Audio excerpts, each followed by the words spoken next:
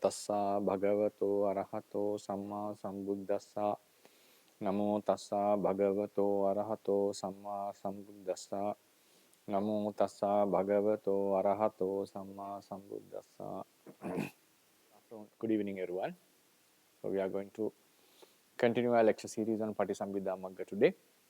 Last week I had to travel, so if I remember, yes, because of a ceremony of one of our teachers, so I was unable to do the class. I was in another monastery actually.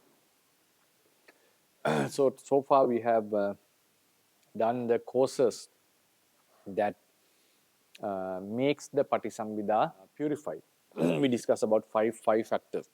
If I recap what we have discussed so far, Patisambhida are the discriminating knowledges that by which one is capable of understanding the cause and effect very seriously and very thoroughly, even giving attention to small nitty-gritties or small differences among various causes and various effects.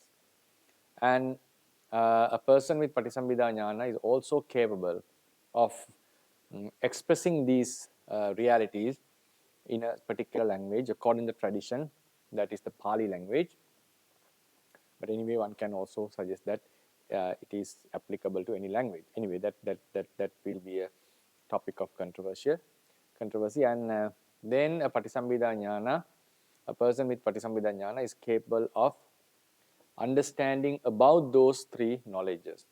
The wisdom which understands the cause, wisdom which understands the effect, and the wisdom which understands the language usage, vocabulary about those cause and effects, and he will be able to convey them in a proper way. And also, because of that wisdom which analyzes about three of those wisdoms, he will be able to deliver them very precisely, and also help someone to and deliver in a way that one could understand cause and effect thoroughly, and also the grammar or whatever language usage behind those terminologies, behind those cause and effects. So therefore we have four types of Patisambhida Jnanas: Atta Patisambhida, Dhamma Patisambhida, Nirutti Patisambhida, and Patibhana Patisambhida. And with these four types of knowledges, noble beings are capable of understanding the realities deeply and also expounding them to the listeners in a way that others could understand. So then when we move on to talk about when these Patisambhida Jnanas are attained, when the Patisambhida Jnanas are attained, and all the Patisambhida Jnanas are attained at the moment of supramundane path and fruition. So when someone eradicates the defilements, that is the moment someone attains the Patisambhida Jnanas, and it will be completed with the arising of the fruition, phala chitta. Then we talked about two types of Patisambhida Jnana: Suddhika Patisambhida and Pabhedapatta Patisambhida. So every noble being by nature, but in virtue of his attainment, would possess the Suddhika Patisambhida Jnanas, but they would come into variation only after they have mastered certain qualities. But of some variation can happen with the attainment of the noble path as well. So those are the ones we call who attain arahantship together with the Patisambhida Jnanas. Then there are two places where the Patisambhida Jnana goes into variation. That is at the Sekka Bhumi. Sekka Bhumi is while someone is a lower noble, and at the Asekka Bhumi while someone has become an Arahant. Then there are 5 reasons how the Patisambhida Jnanas could get purified in a being. So those 5 we discussed in detail. Adhigama, with the attainment of Arahanta Phala. Pariyatti, by studying the Buddha's teachings. Savana, listening to the Buddha's teachings. Paripuccha, expounding the commentaries or asking questions. Ubba Yoga, being a practitioner, a serious practitioner of the past. Then there are another 5 types of causes that would lead to the purification has been given in the text. However, some teachers have advocated, I have shared the previous handout, the last page, advocated 8 factors that are helpful for the attainment of Patisambhida Jnana. So there are 8 factors. Out of them, we have discussed few in the previous group, and now these are the other new 8 factors. Some of them has been discussed in the previous group. What are they? Pubbha Yoga, Pubbha Yogo. Pubbha Yoga is the meditation practice, being a meditator who has done the Gata Pacca Gata Vatta. Then Bahu Satchang, being a learned person. Then Desa Bhasa, having learned some languages. Agamo, that is the studying the Buddha's words. Paripuccha, having studied the commentaries or and meaning of at least one stanza, it means the commentary explanation. Then Adhigamo,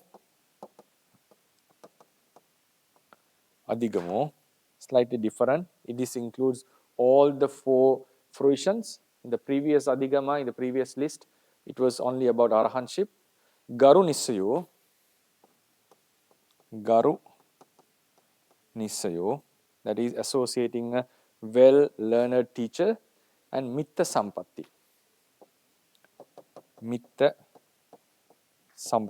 they too have, that is associating wise friends, having wise friends.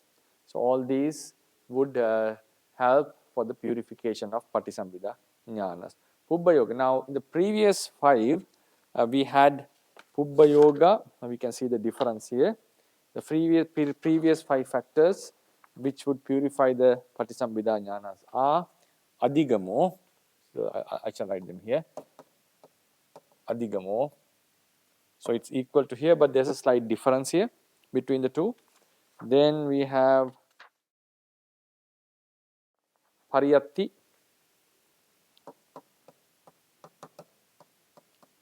Savana,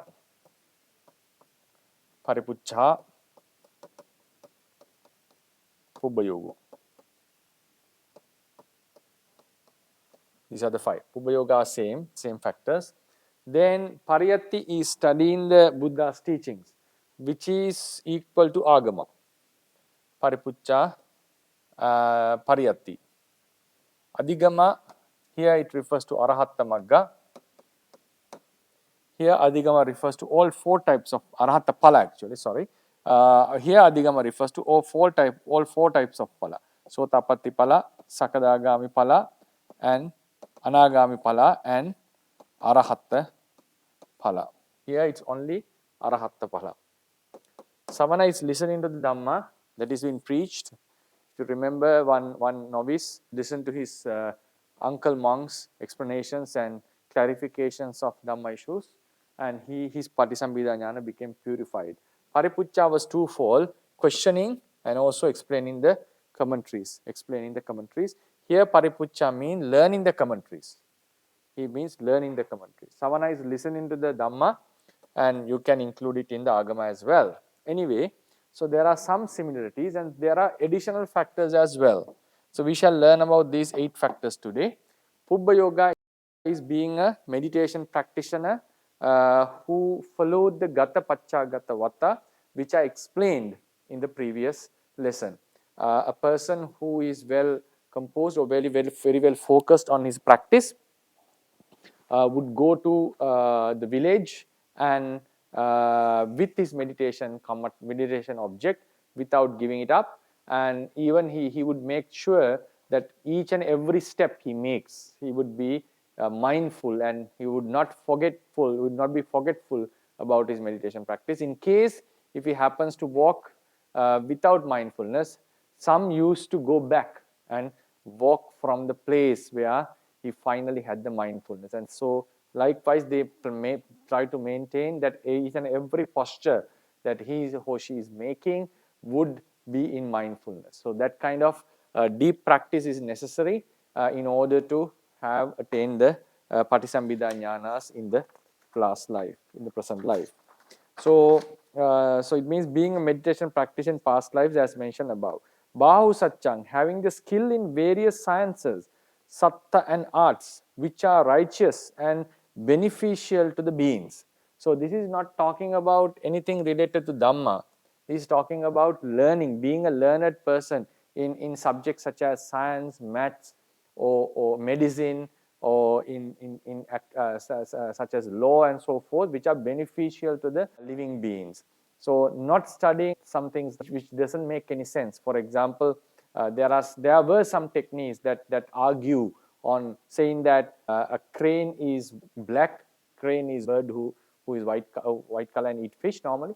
A crane is not white, it is black, and so forth. There were some argumentative sciences or methods that beings used to study in those days, and those are even prohibited for monks to study, as well. So here Bahu Satcha means things that are beneficial to the world, such as mathematics, such as medicine, law, economics, and so forth. So out of which he can serve the people, especially Bodhisattva in his journey of fulfilling paramis used to fulfill these aspects, these sciences and skills. He mastered these skills in the paramis level, parami journey. So that's why he could reach the omniscience. So for the ones who are wishing to attain Patisambhida jnanas, also should have mastered these skills in this past samsara. And they have to be righteous ones, which are beneficial, and arts and skills that would always develop certain faculties in our mind, in ourselves. Because if someone is especially doing maths, there's a lot of logical analysis is going on, and fast thinking comes in, and always he tries to be logical in his day-to-day lives. And if someone has studied logic, that would be also very helpful, how to argue and how to analyze the argument and so forth. And if someone has studied some philosophy and studied the other doctrines and analyzed them rather than believing them, but if someone has analyzed them and seen the defects and the capacities or the benefits of such doctrines, so in this way, somehow becoming learned in various subjects would eventually help the person to gain this special wisdom faculty that would discriminate the realities, causes and effects, and give a deeper understanding about the reality. What happens is, when we are doing these studies, we automatically develop certain capacities in wisdom, and also in order to study a deep subject, deep topic, we need to put a lot of effort, and those things will eventually help develop our mind in an overall sense. Because there is a nice story in which Buddha once preached to 5 people who came to listen to Dhamma from him. And those 5 people showed 5 different habits while they were listening. And Ananda was really surprised because one was sleeping on the floor, and one was looking at the sky, and one was shaking a branch, and one was just drawing on the earth and drawing lines on the earth, and the other one was attentively listening. And after they left, Venerable Ananda asked why these people who had got that greatest opportunity of meeting a Samma Sambuddha could not pay attention, and all 5 couldn't unanimously listen to the talk, and 5 of them showed 5 different characteristics. Then the Buddha said that is nothing to be surprised, because for all of them were showing their behaviors, because they have been living in different realms of species for a longer period. The commentary says 500 periods continuously. So somehow one was a monkey, and so he used to shake the branch, and he liked the tree. So while he was listening, then he'd shake the branches, and it didn't make any sense. It was nothing, but he was just doing it out of habit. And then one was a worm, earthworm. So he was drawing lines on the earth. The other one was a astrologer, and he was looking at the skies. And another one was a snake who slept on the earth, who slept on the ground. And finally, the other one had studied the Vedas, who attentively listen to the Dhamma talk, because in order to memorize the Vedas, you have to have mastered, you have to have the skill of listening very attentively. And Vedas are not taken as a doctrine that contains very fruitful information according to our tradition. And it contains, as we say, it contains a lot of creationist ideas and so forth. And it is a doctrine that is normally rejected in Buddhism. But studying that, the skills that he developed, especially the attentiveness, listening to his teacher while listening to the Vedas, you have to listen to the teacher very carefully and try to grasp it into your mind and try to hold it in memory. So that that capacity, he developed that capacity while learning these Vedas in past lives, and that helped him to listen to the Buddha attentively.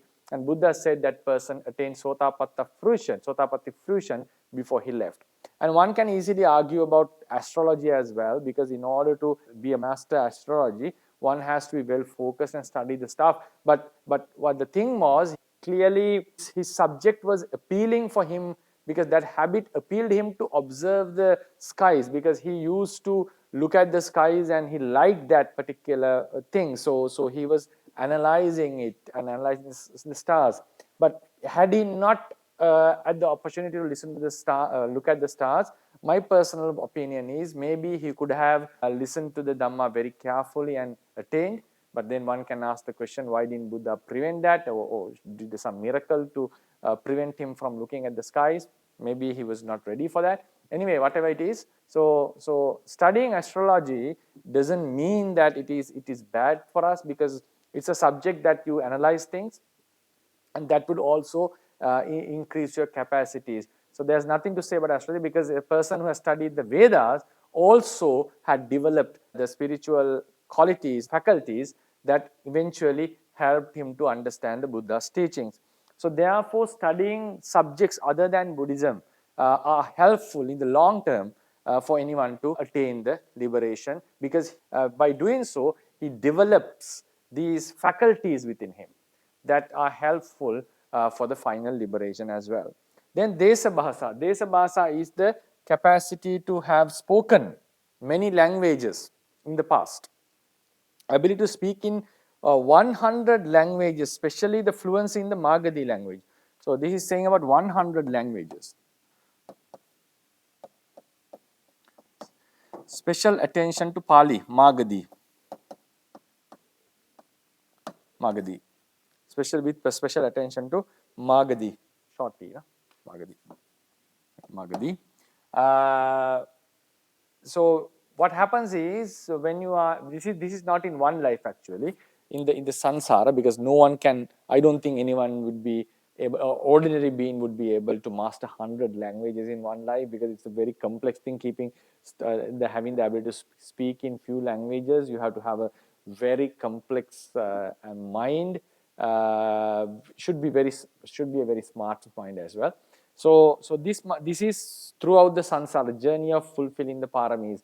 So if someone has now the effects of a past life language skills, this shows that is transformed, is transferred to the future life. It doesn't mean that we can remember the past languages, but the skills that develop through that, and skills in linguistic skills would carry through the samsaric journey, because the mind is connected to each other. In the lineage of minds, these Upanishad forces would eventually go forward. So as a result, a person who has studied 100 languages in 100 lives, so in this case, it seems like if this has to be taken reliable, he has to be born in different eras or different countries in order to master the language. Because if someone is born in the same country for some time, and one can argue the language would eventually evolve, and you have to take sometimes the language would be, it could be taken as two different dialects or forms of language over the time. So somehow, and it seems like it is possible through the long journey of samsara, that one would be speaking few languages, 100 languages. And here it's not telling about just speaking the language. He seems like he has studied them very well, like at least some grammar and the fluency of using the language. It means the linguistic skills. That's what is expected here. And a special fluency in the Magadhi language, the language that the Buddhas will speak according to Theravada tradition. Here 100 languages means languages spoken in 100 kingdoms of 100 kings in ancient times. The word ancient time has been used. I don't know why it was used like that. Anyway, so 100 languages spoken by in 100 kingdoms. So it means in ancient days, different kingdoms had different languages. Learning 100 languages must be during the entire period of fulfilling paramis, as it seems not practical for a person to speak 100 languages in one life. I don't think it could be ever possible unless you have a very spiritually grown special qualities. For an ordinary person, I think there must be some limit of the number of languages that a person could master in one life. And this also develops that this would be especially helpful for the Nirutti Patisambhida, it seems, because if you have noticed that after having studied a language thoroughly, one language thoroughly, with grammar and the philosophy behind it, and when you are trying to study another language, the attempt would be much easier.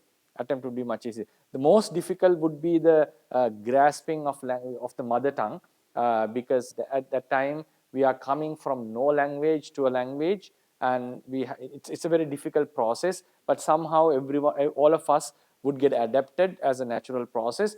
But after that, when we are going to speak another language, we find it a little bit difficult. But after we have, because our mother tongue, we don't grasp them based on grammatical rules normally, because they are normally grasped with the practical usage. But after we have mastered the grammar of our language, then if we apply this to another language, especially when you have studied this second language, you start to see the linguistic similarities.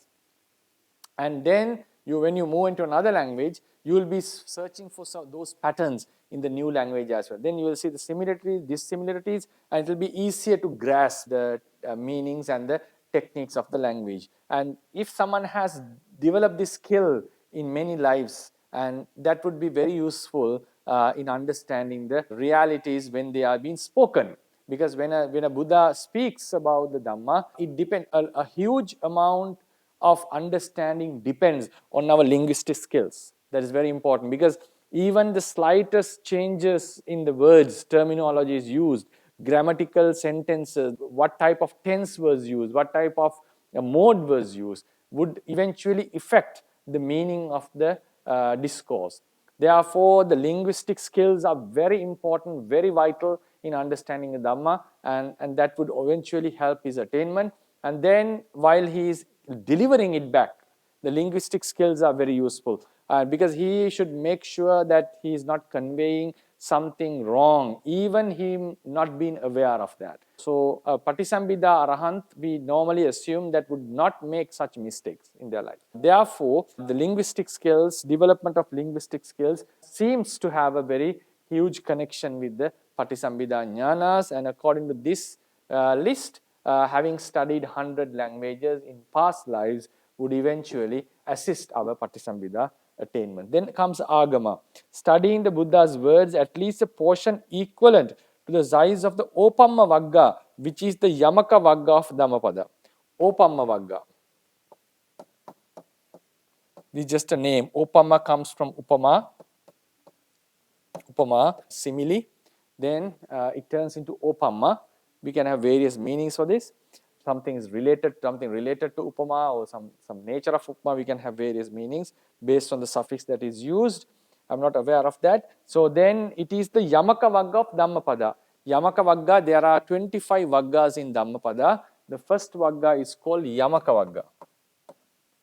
Yamaka Vagga. Because that Vagga contains 20 verses, if my memory is correct, 20 verses. Most of them comes in pairs. For the Manopubbangama Dhamma has 2 gathas which are of the same structure as with a slight difference. Then comes another 2 which are of the same nature. Only there are 2 gathas which we can see. It's difficult to trace their similarity. That is Nahi Verena Verani, and then Akkochimang Avadiyam. But they are also related to enmity and anger. So we can see a similarity. But some of the other stanzas were not uttered at the same, they were not uttered at the same place. They were given at different locations, different places. The last two stanzas in the Yamaka Vagga were given on the same occasion. Maybe some other stanzas were also there, which were given at the same place for the same incident. So Yamaka Vagga are the gathas which were uttered in pairs, which were actually not uttered, which were organized in pairs. So at least having studied the Yamaka Vagga of Dhammapada, some teachers are of the opinion that Yamaka Vagga of Mula Pannasa of the Majjhima Nikaya is the Upama Vagga. So there's a Yamaka Vagga in Majjhima Nikaya as well. There's a Yamaka Vagga in Dhammapada, Yamaka Vagga in Majjhima Nikaya as well. So that is opinion of other teachers.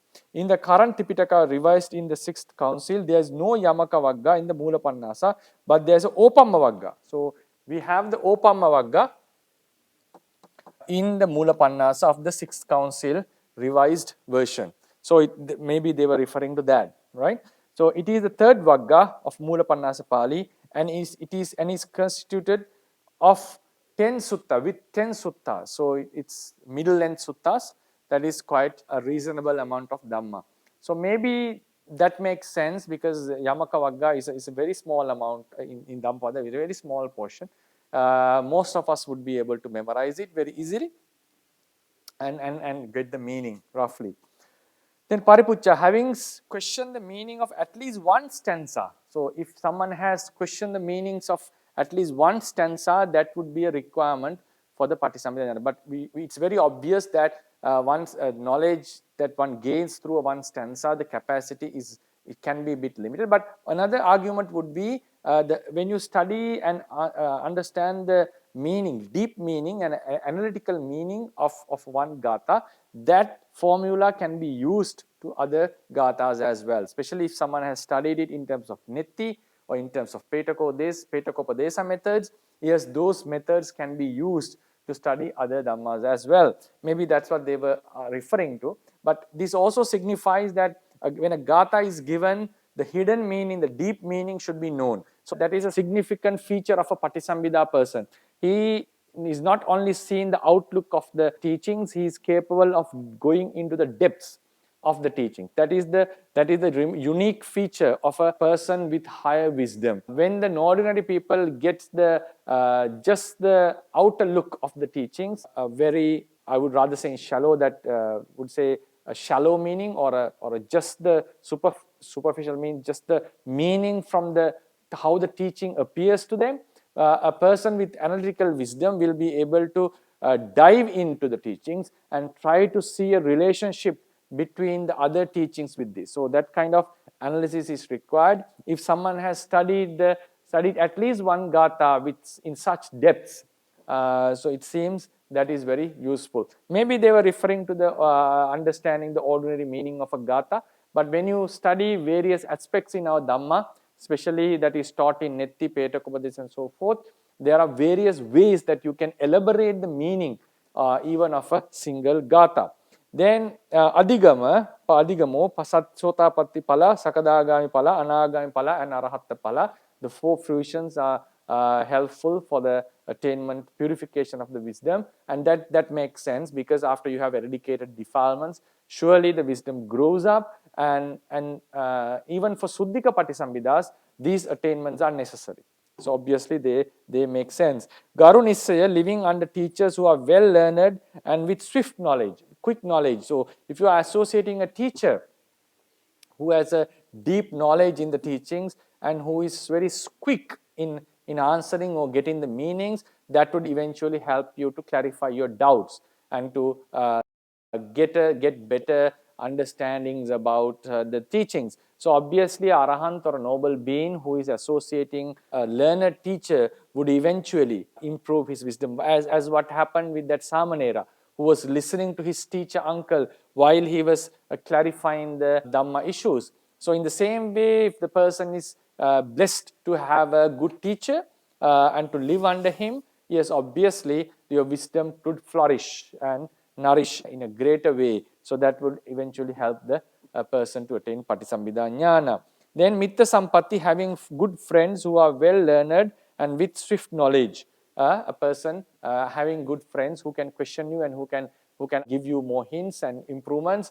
and also share the knowledge with you would eventually be a good support for the persons to improve his wisdom. Obviously, these things, having a good teacher, having studied the teachings, having eradicated the defilements, having questioned the nature of questioning the teachings, asking for more elaborative explanations, and having studied various languages, having studied other doctrines, and also having meditated, they are always supportive for the purification of the wisdom. In another place, we find that even the teaching, the preaching, the person, later we will find this in some place in the Patisambhida Magga or in 𝐸𝐴 if I remember, when you preach the Dhamma, to more frequently preach the Dhamma, that would also increase the Patisambhida jnanas. A person who is preaching the Dhamma, about two arahants, one who is preaching and one who is preaching less, the one who is preaching, his wisdom would increase more. Patisambhida jnanas would enhance over the other person. And that also makes sense, because Paripuccha, in one sense, is explaining the commentaries. So when you are preaching Dhamma, means you are elaborating the Buddha's teachings, because we know what kind of transformation happens in us when we keep on teaching the Dhammas. Because after a good session of teaching, the teacher's knowledge improves better than anyone in the class, because he will have a better picture. He'll be seeing more and more depths in the same subject that he'll be teaching. When he has mastered the teaching or done the teachings for many years, the same subject, the same topic, he will have more and more deep understanding. So that's why it's mentioned in the commentaries, that not in the commentaries, like the Mula itself, that the Patisambhida jnana of an arahant who preaches enhances over someone who doesn't preach.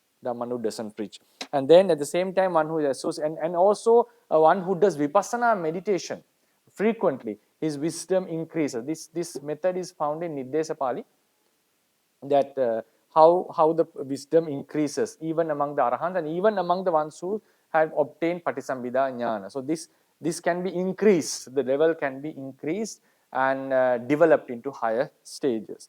So these are the things that, so I will be concluding the Patisambhida jnanas with this, and next week I'm going to start the Sutame jnana and start explaining them step by step. I have already made the handouts for some jnanas, and I'll just correct the grammar and share with you all, and we'll be most probably we will be able to discuss few jnanas. In the beginning, we'll be able to discuss only one jnana at a day, because there's some kind of some sort of details given. We are not going into the 𝐸𝐴 yet. We are going to just to explain the terminologies and give the commentarial explanation given in the 𝐸𝐴. That means the short explanation. So we'll be able to go through all the 73. Then we'll dive into the real essence of each jnana, in which I'll be discussing in Sutame jnana in length all the terminologies described in the Patisambhida Magga. That will be very useful if you can grasp the ideas and at least know some basic terminologies. That would be really helpful when you're studying the Dhamma in other places as well. So that would be the lecture. I will conclude it. I think we have done. There are some few points that I would like to discuss. I'll take them in the Patisambhida jnana lessons, because some issues like in a sub-commentary it is mentioned that abhiññāna are relevant for Patisambhida jnanas, and then Venerable Ananda didn't possess abhiññānas while he was having jnanas, and those some issues need to be discussed, and some other information can be given. But if I keep on doing this in the beginning stage, I feel like we'll be lagging in the Patisambhida jnana section, because it will come again in the future lessons. So that would be the lesson for introduction for the Patisambhida jnanas, and I hope we had a good introduction, overall introduction, and then we'll move on to the Sutame jnana from next week. So I conclude the lecture, giving the opportunity for the Q&A session. I think, okay, there seems no questions, so we can continue our lectures next week. So wish you all the best and hope you enjoyed it. And next week we are going to talk in detail about the jnanas, separate jnanas. So may this merit of discussing Dhamma help us to attain our final liberations. and also for the longevity of the Buddha Sasana. Buddha Sasanang Chiran Tiktatu, Buddha Sasanang Chiran Tiktatu, Buddha Sasanang Chiran Tiktatu, sadhu, sadhu, sadhu.